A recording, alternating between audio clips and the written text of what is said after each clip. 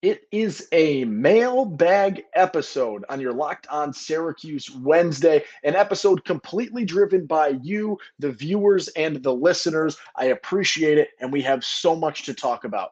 The big man conversation at Syracuse, the state that it currently is in, and the state that it could possibly be in. We take a look at the portal, we take a look at what's already home, and we break it all down, plus a ton more on your Wednesday episode of Locked On Syracuse. Let's get the ball rolling. Are Locked On Syracuse, your daily podcast on the Syracuse Orange, part of the Locked On Podcast Network. Your team every day.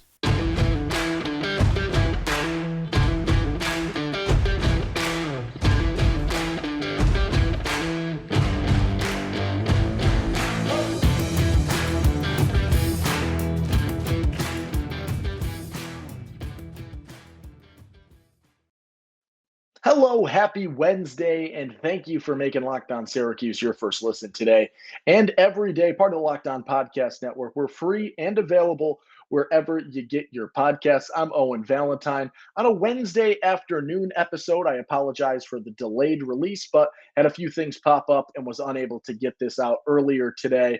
Hopefully, we'll be back on track pretty soon. I know I said that yesterday, but we'll see what happens. We'll try and get back on track. I've got some bonus episodes to repay the favor. Look for some weekend episodes coming on Saturday and Sunday as a little apology for a little delay in some of our recordings this week. But we are doing a mailbag episode, and it seems like the mailbag is being absolutely dominated by basketball questions. So that's what we'll do today. We'll get as far as we can in terms of the basketball questions, and then anything that we don't get to, I think we'll probably carry over into the Thursday episode, because there were some big time questions asked in this mailbag over on Twitter. So whenever we do this, you can join the conversation over on Twitter at LO_Syracuse. We appreciate the follow over there. Join in on the conversations, tweet at me, DM me. I try to get back to as many people as I can. If I missed it, fire off another one. I'm sorry. I do my best. But these are the ones that I saw so far. And the ones that I think will drive a really fun episode today. And the first one came from a friend of the podcast, MNL Tonight, over on Twitter. Runs a great channel himself, great interviews, getting recruits players all around the country. Does an awesome job over there. And, you might expect to see something else with the two of us in the near future, not to spoil all too much in terms of that possibility. MNL Tonight talking about the Mike Waters article over on Syracuse.com, discussing Elijah Moore, Syracuse's lone commit at this point in time in the class of 2024, saying he is coming to Syracuse even without the Adam Weitzman money. Now, we talked about this on yesterday's episode. The 2024 class has a ton of potential, but the only solidified name right now is Elijah Moore. And to say solidified wasn't necessarily even all too accurate, because there were some question marks, right? When Adam Weitzman and Syracuse parted ways, you went through the big divorce a week or so ago, you weren't really sure what the situation was with Elijah Moore. Weitzman said existing contracts would be honored, existing, payments would be honored. But then we started to get the info that, there was nothing formal between Elijah Moore and Adam Weitzman. And it was more of a conversation on the possibilities of what could happen while at Syracuse in terms of NIL. And so there was nothing, verbally agreed upon in terms of specifics. There was nothing on paper in terms of specifics, was sort of what we were told. And you weren't sure. And I think in an era of NIL where there is so much money being tossed around to players of Elijah Moore's caliber, a top 100 player, 4-star player in the class of 2024, that I'm not sure how many people would actually fault him if he would have said, I'm going to go elsewhere. I'm going to reopen my recruiting. I'm going to reopen my, you can reach out once again and see what happens from there. In this era, I don't think that would have been all too rare of an occurrence, given the state of events that led up to this right here. And Elijah Moore, per this interview with his dad from Mike Waters, is dead set on Syracuse. And you saw it about a month ago in another article where he said NIL wasn't the deciding factor at Syracuse. The coaching staff was, the situation was, the community, the program, things like that were the deciding factor for Elijah Moore. And in terms of what we might get to on tomorrow's episode for our everydayers, Adrian Autry and his impact so far, when you look at this, this is tremendous in terms of you have to give all of the credit in the world to Adrian Autry and what he has done so far at Syracuse. Because Elijah Moore coming to Syracuse is not a nod to what they're doing in NIL. It is not a nod to facilities upgrades. It is not a nod to recent success. Elijah Moore is coming to Syracuse because of the relationship and the commitment from head coach Adrian Autry. And that is absolutely phenomenal in terms of potential for this team as it moves forward, in terms of recruiting efforts as Syracuse continues on. This is unbelievably important for Syracuse.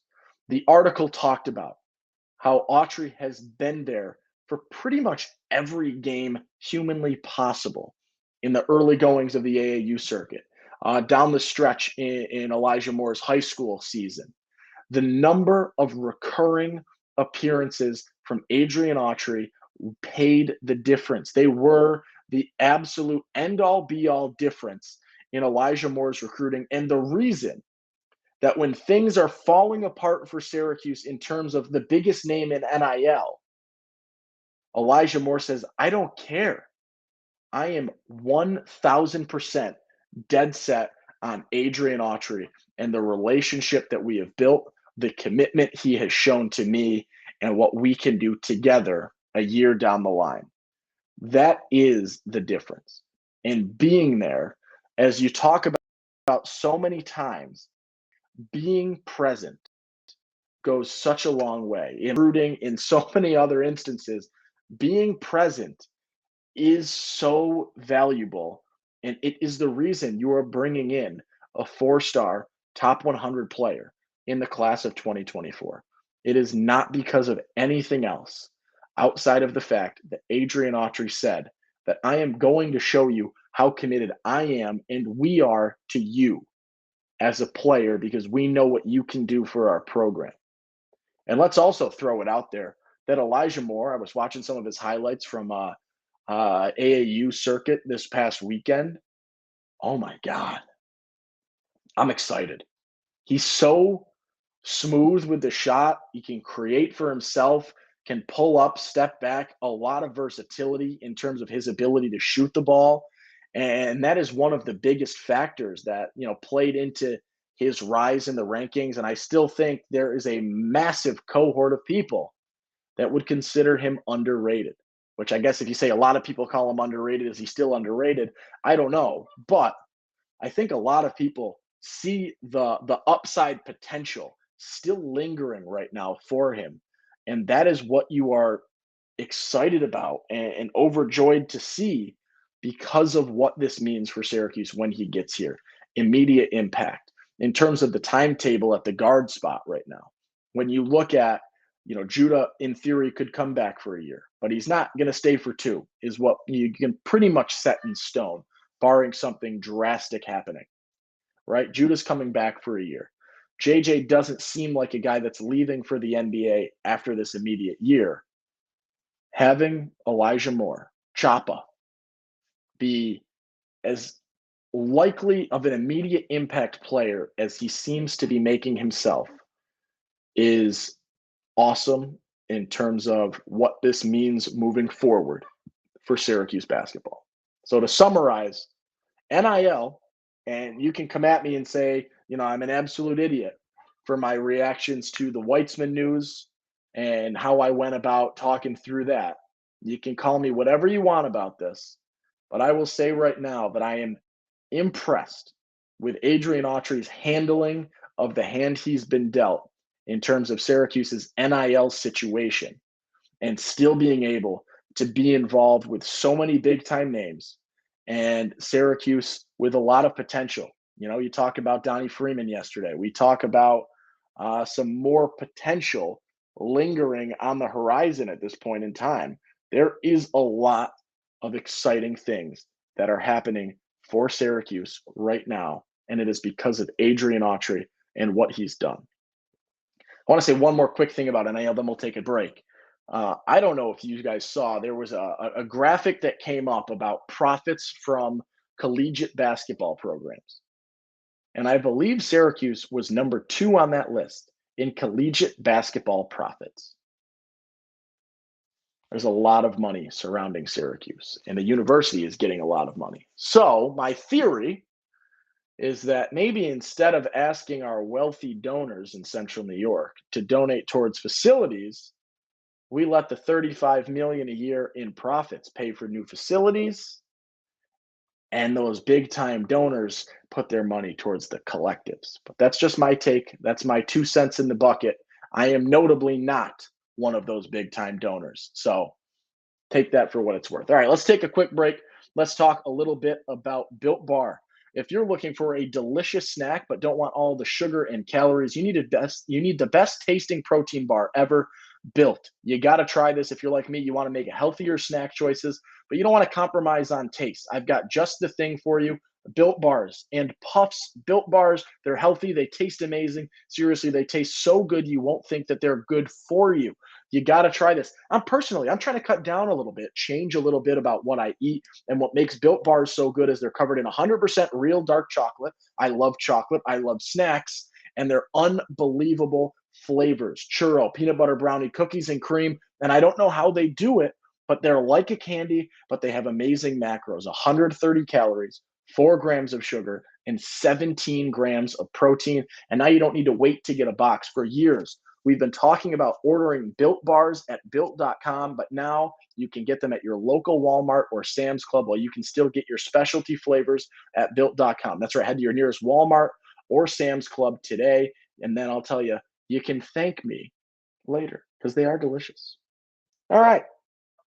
So more on our Mailbag Wednesday afternoon episode. We started off today talking about Elijah Moore and his continued commitment to Syracuse and what that means in terms of Autry's success so far, and in terms of some other things as well surrounding the program, and just Elijah Moore as a player at this point in time as well.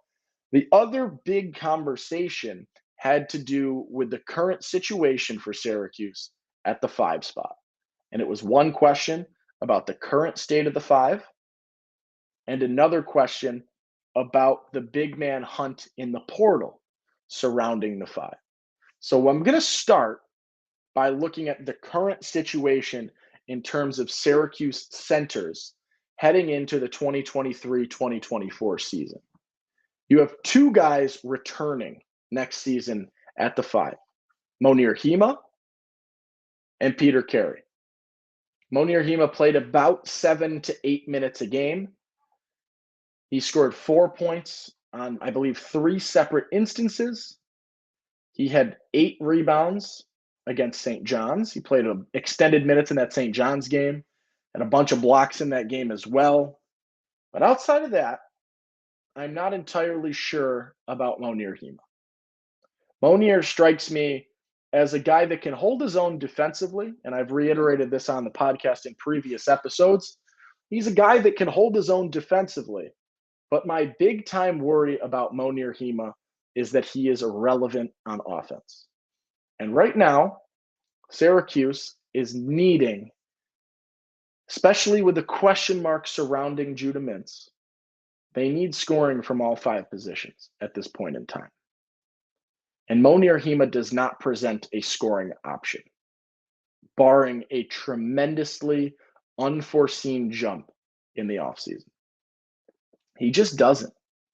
And I haven't seen him go nuts. I haven't seen him have that, truly dominant, gutsy, back me off and finish at the rim. And if there were those sporadic instances, maybe my mentality would be different. But I didn't see it, and I haven't seen it.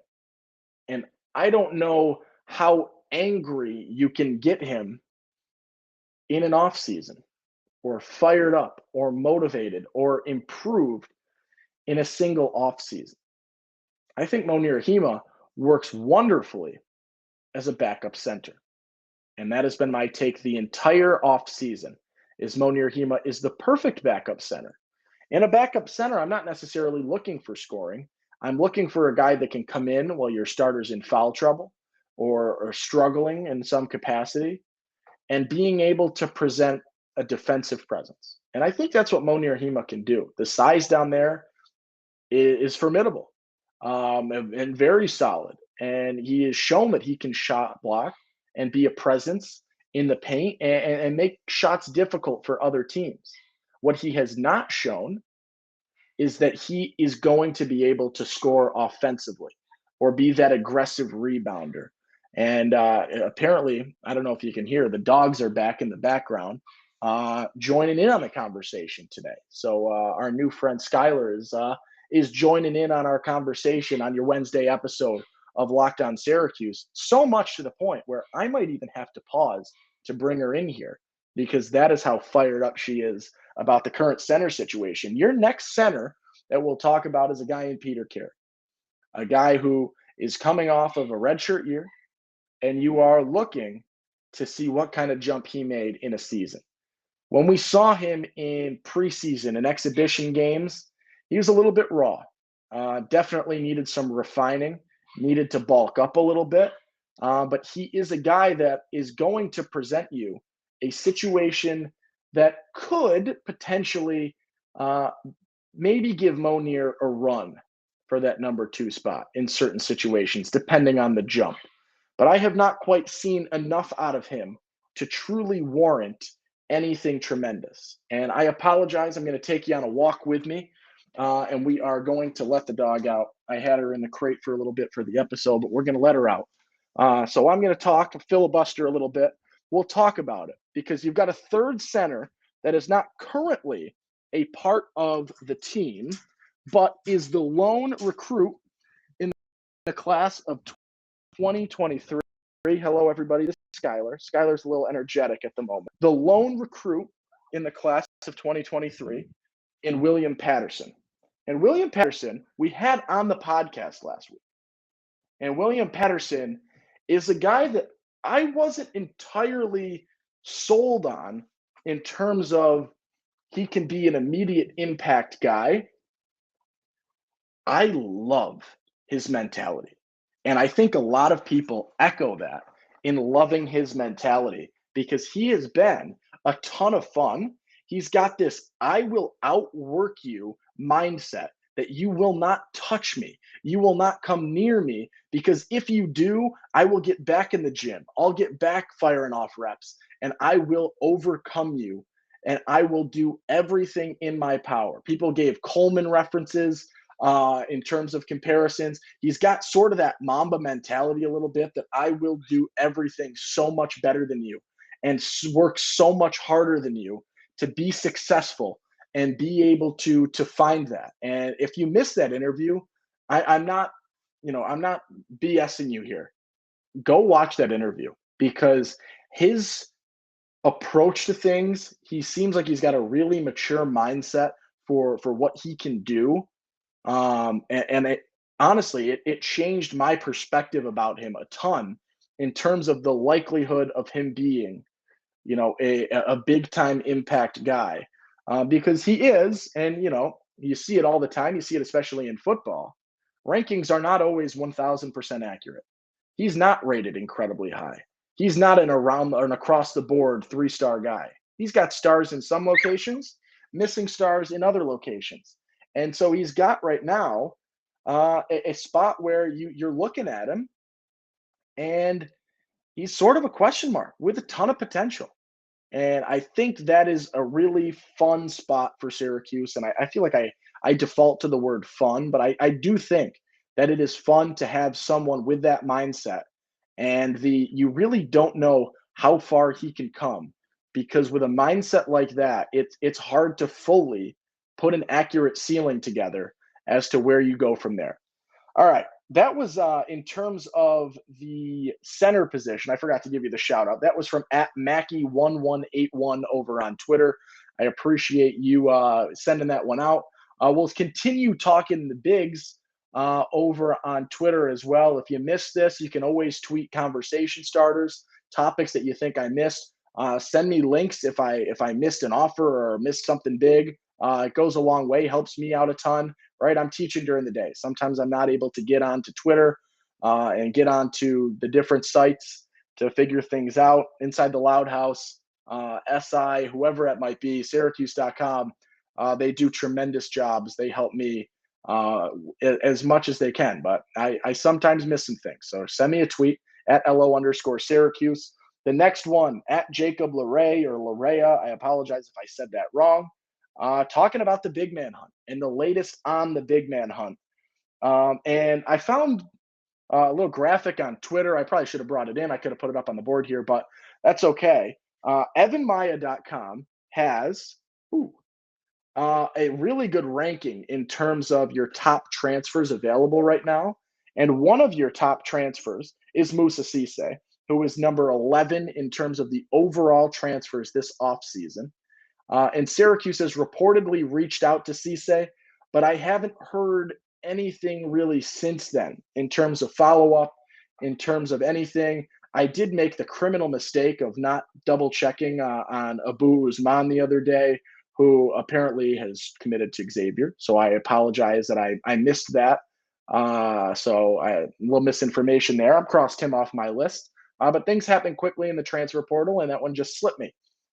So another one that you've seen in terms of talks from Syracuse, we talked about on our Monday episode, is Naheem McLeod over at Florida State, and a guy that played his best game of the year and probably the best game of his career against Syracuse this season, where he put up 16 points and 8 rebounds, I believe it was, or something along those lines. A really, really dominant game where I don't know if it was, I forget if it was Jesse played poorly or it was in that sort of stretch of Jesse wasn't doing the dominant performances that you got used to from him.